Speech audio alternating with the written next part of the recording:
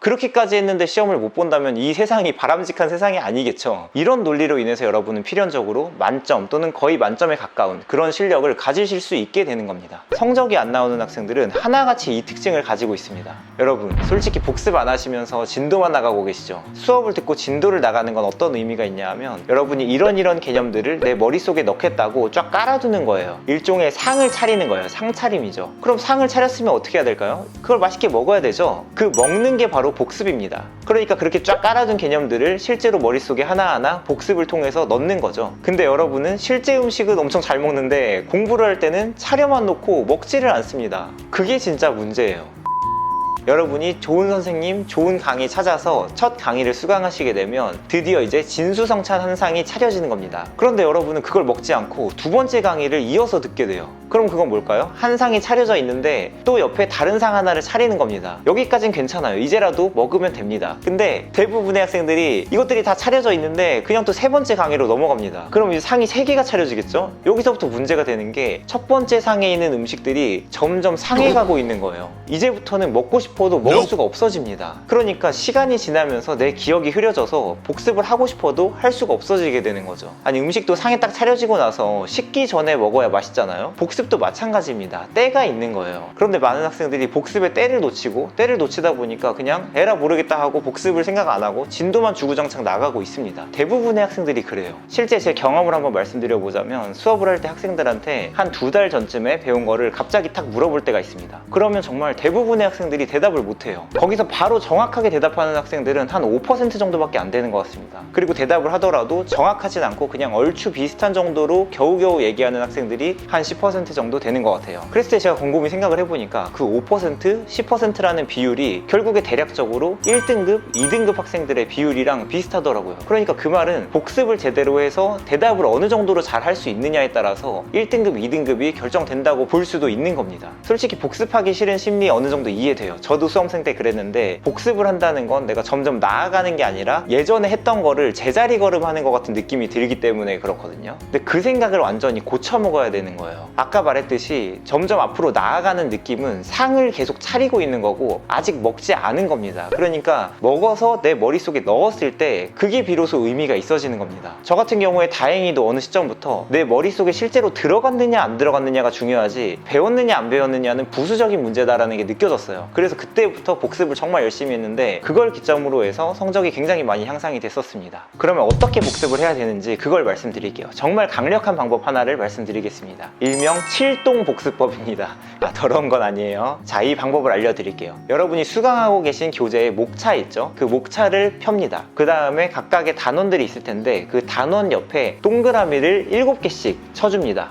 7개의 동그라미, 그래서 7동입니다. 특별한 건 아니지만 굉장히 파워풀한 겁니다. 여러분은 한 번에 복습이 완료될 때마다 그 동그라미에 색을 칠하시면 됩니다. 그렇게 해서 결과적으로 그 7개의 동그라미가 모두 색이 칠해지게 되면 이제 7동 복습법이 완료가 되는 거예요. 근데 이때 중요한 게 있습니다. 한 번 복습을 할 때 그냥 쓱 훑어보는 게 복습이 아니에요. 뭐냐 하면 가릴 걸 준비하셔야 됩니다. 가릴 걸 준비하신 다음에 그걸로 교재에 있는 개념들을 가려주세요. 그렇게 가려놓고 내가 보지 않고 설명을 할 수 있어야 됩니다. 그래서 설명이 나오면 넘어가고 설명이 막상 잘 안 나오면 살짝 다시 본 다음에 공부를 하고 다시 가린 다음에 설명을 할 수 있어야 됩니다. 그래서 설명이 되면 그때 넘어갈 수 있는 거예요. 그럼 그런 식으로 한 번에 복습을 마무리 지으면 여러분은 거기 있는 모든 개념들에 대해서 가린 상태에서 내가 설명한 상태가 되는 거죠. 그게 한 번의 복습이 완료가 된 겁니다. 이 과정은 중요한 의미를 갖는데 그게 뭐냐면 여러분들이 알고 있다고 착각한 것들을 파악하게 해줍니다. 이걸 하다 보면 이런 경험을 많이 하실 거예요. 이거 내가 분명히 아는데, 진짜 아는데 근데 말을 못해.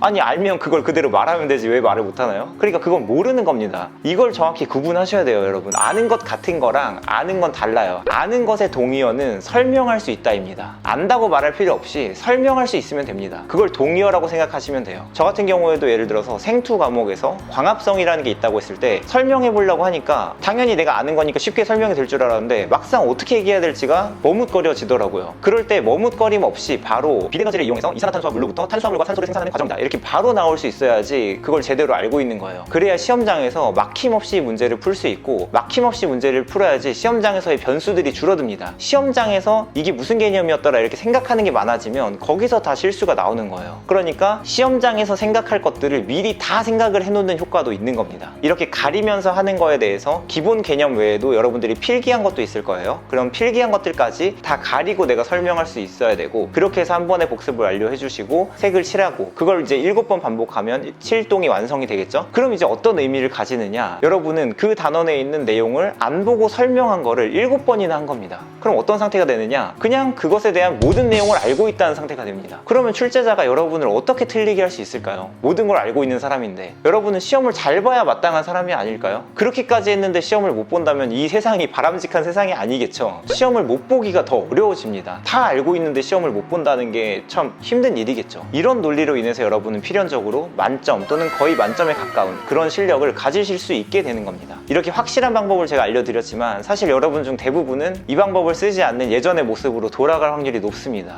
왜냐하면 가리고 하나하나 설명하면서 복습을 하는 것보다 그냥 수업 듣고 진도 쭉쭉 나가는 게 훨씬 편하고 쉽기 때문에 그렇습니다. 사람은 항상 좀 더 편하고 좀 더 쉬운 걸 추구하게 돼 있거든요. 그래서 마지막으로 하나만 기억하시라고 말씀을 드릴게요. 제가 생각하는 인생의 진리가 하나 있는데 No pain, no gain이에요. 여러분, 단순하게 생각하세요. 여러분 스스로에게 페인을 주세요. 하기 싫은 걸 할 때 여러분들의 성적은 올라갑니다. 네, 여기까지 성적이 안 나오는 학생들이 갖고 있는 특징에 대한 분석 내용이었습니다. 도움이 되셨다면 구독과 좋아요 부탁드립니다.